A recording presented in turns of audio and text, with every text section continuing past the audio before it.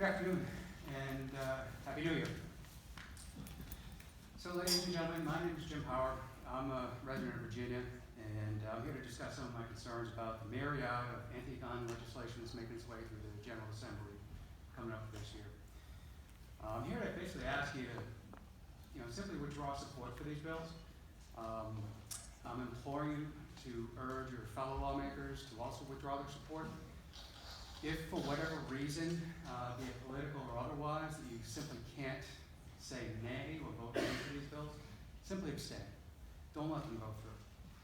I am your typical law-abiding Virginia resident. I'm a citizen of the United States. I, along with millions of other people just like me, walk the straight and narrow every single day.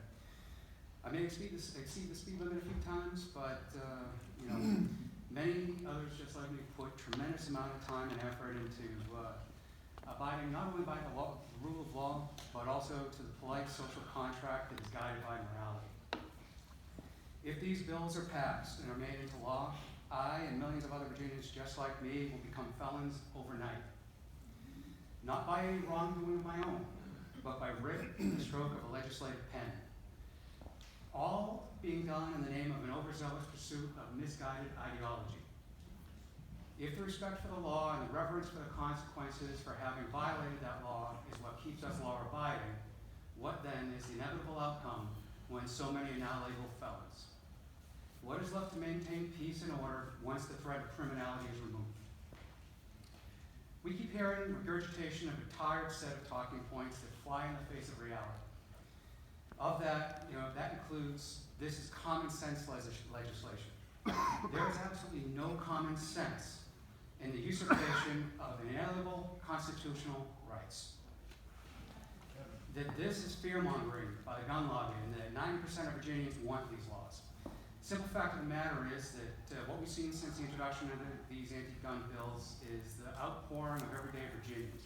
We've seen 87 to 95 counties with numerous cities and towns adopt some form of Second Amendment sanctuary or constitutional resolutions. That is 91% of the Commonwealth.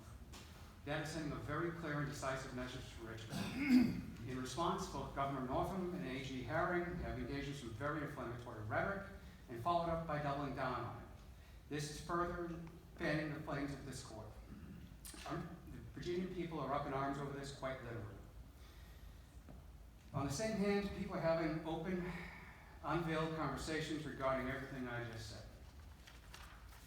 I ask again, withdraw your support from this unconstitutional legislation. Continuing down our current path will result in an indelible stain upon the pages of history, both for the Commonwealth and the nation. And I ask you and implore you, do not allow this unjust legislation to continue. Let this period of time be merely a footnote in history and not a complete new chapter.